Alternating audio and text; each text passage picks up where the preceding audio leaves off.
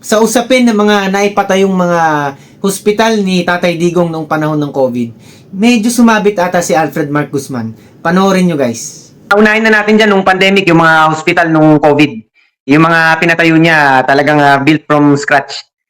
Hindi. Oh, yun nung... Hindi, ang tanong ko kasi ay wag muna yung hospital. Sige, mamaya pupuntahan natin yan. Hindi, infrastructure tamo eh. Infrastructure ng hospital, di ba? Yun, oo, pero hindi muna yun. Madali lang yan ang hospital pag-uusapan natin. Ang tanong ko kasi, ulitin ko ha, yung sa Samal Bridge na sinabi mo, at hindi nga, kasi nga kahapon, hindi nga maayos yung signal, kaya yung nililinaw mong brainchild, tsaka...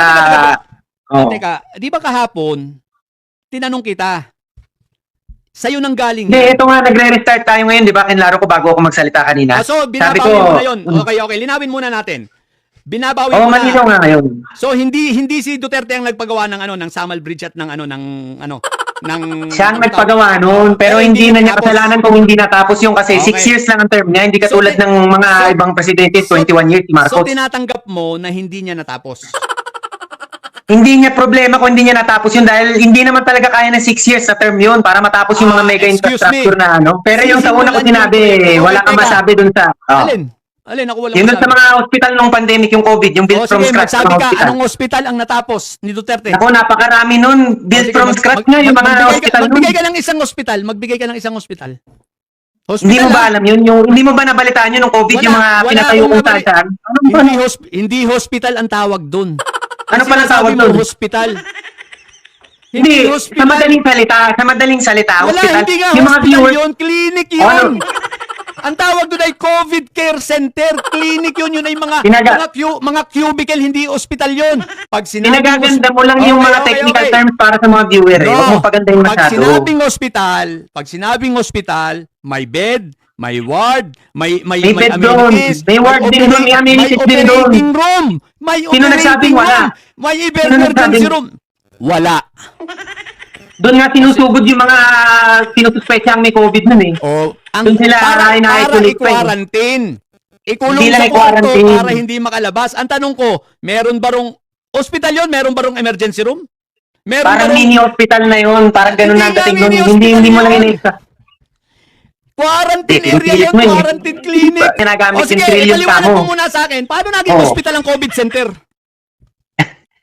Sa madaling salita, sabi ko, para lang maintindihan ng mga viewers. No, hindi siya. In layman's term.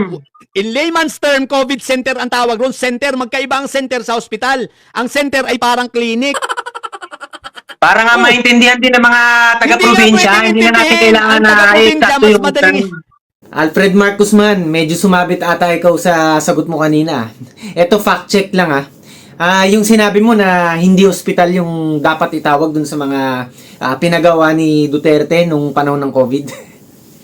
I-research mo muna, mag-research ka na maigi.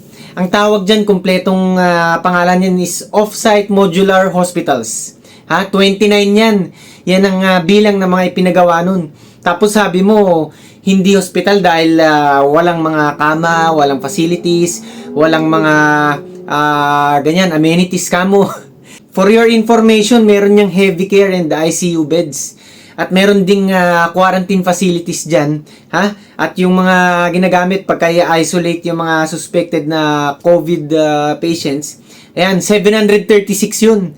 Tapos meron ding 28,000 mahigit na kama. Galing na rin sa official DPWH project report para sa Quezon Institute Modular Hospital. Meron niyang 5 units ng modular hospitals. Meron ding 108 beds yan at 2 operating rooms. Kaya sinasabi mo na walang mga operating room, hindi yan hospital. I-fact check mo muna para malaman mo talaga ang mga nagawa ni ex-President Duterte nung panahon ng COVID. Meron ding mga emergency rooms yan at mga triage areas. At yun, ini-evaluate muna yung mga pasyente doon bago sila papuntahin sa mga wards. Sabi mo, wala ding wards di ba? Hindi dapat tawaging hospital. O yan na mismo, i-search mo na. Meron din mga wards yan. Siyempre, yung mga amenities din, hindi mo mawala dyan. Sabi mo, wala.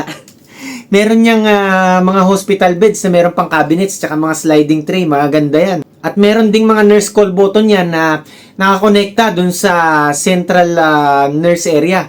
At yun nga, fully equipped din ng toilet and bath with hot and cold shower pa. O, saan ka pa?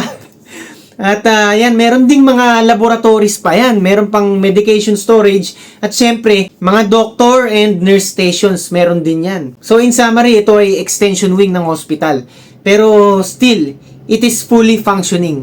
Kaya hindi mo pwedeng sabihin na ito'y clinic lang o yung quarantine area lang na holding area ng mga suspected COVID patients. Dahil ito nga, ayan, merong operating room, meron ding mga wards, may emergency area, may mga hospital beds at facilities and amenities. Kaya Alfred Mark Guzman, yan ba hindi mo matatawag na hospital sa madaling salita?